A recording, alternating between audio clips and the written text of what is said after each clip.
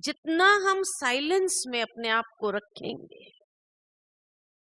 क्योंकि जितनी व्यर्थ बातें चलती है, भाई कमरे में है, भोजन पर है, व्यर्थ की बातें चल रही है। अच्छा, व्यर्थ न भी हो, व्यक्त की बातें चल रही है।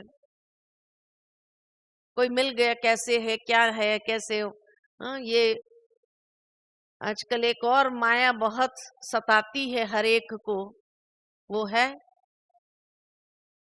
सेल्फी लेना।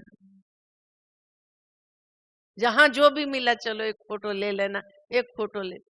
अब ये व्यक्त है या अव्यक्त की ओर ले जाने के लिए मददगार है। अभी तक भी अगर बुद्धि व्यक्त की बातों में, व्यक्त देहधारियों के साथ उसी में अगर लगे रहेंगे, तो अव्यक्त का अनुभव करने में कितनी मेहनत लगेगी, सोचो। आप फोटो खींचते रहो, जब बाहर जाओ तब। मधुबन में आए, किस लिए आए हैं? फोटो खींचने के लिए आए। बाग बगीचे हर जगह मिलेंगे, लेकिन यहाँ पर भी अगर वही करते रहे, तो यहाँ आने का लक्ष्य और उद्देश्य क्या पूर्ण होगा? क्या अनुभव होगा?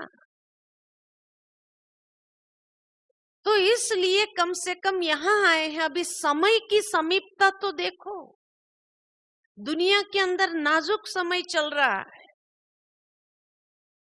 और अभी भी हम ब्राह्मण व्यक्त बातों में ही है। तो उस अव्यक्त का अनुभव कब करेंगे?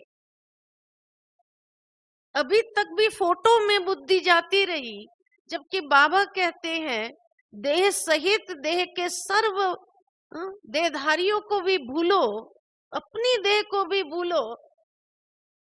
और हम सभी किसमें लगे?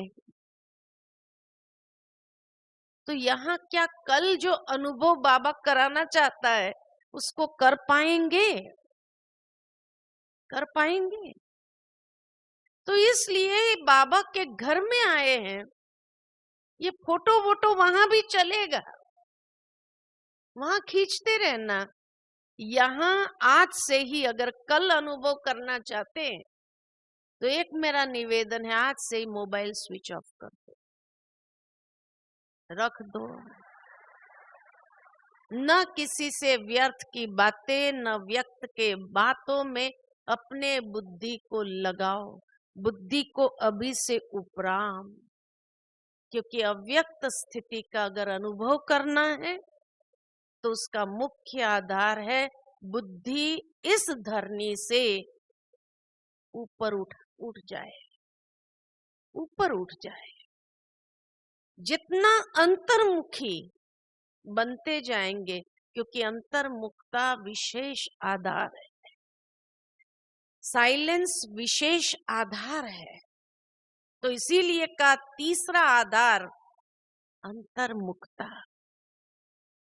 जितना अंतर्मुखी रहेंगे, खाली मुख का मौन नहीं, मन का भी व्यर्थ की बातों से मौन, मन मना भाव की स्थिति में जितना स्थित रहेंगे, उतना ही अव्यक्त स्थिति का अनुभव करना बहुत आसान होगा। अंतर्मुखता माना अंदर की गुफा में अपने आप को ले चलो, बाहर की बातों से अपने बुद्धि को कोई द्वार खुला न रहे, अंदर में ही गुफा में बैठ जाओ। आत्म स्वरूप में अपने आप को स्थित करना पड़ेगा। पिछले 3-4 सालों से बाबा ड्रिल कराते रहे हम बच्चों को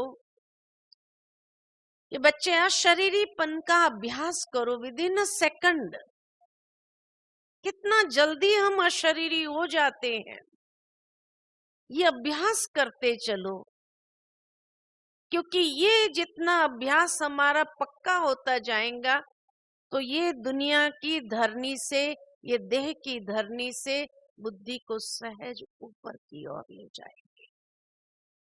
और जो सूक्ष्म वतन हम सबको बाबा ने गिफ्ट दिया है अव्यक्ति मिलन के अनुभव के लिए, ये अनुभव सहज हो सकेगा।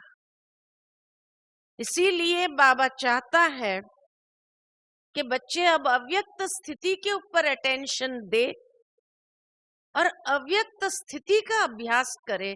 ये प्रवाह फैलाना है हमें।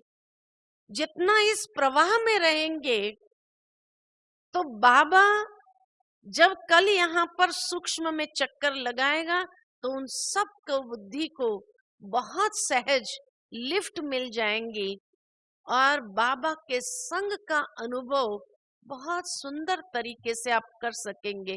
क्योंकि अब नहीं किया तो कब करेंगे?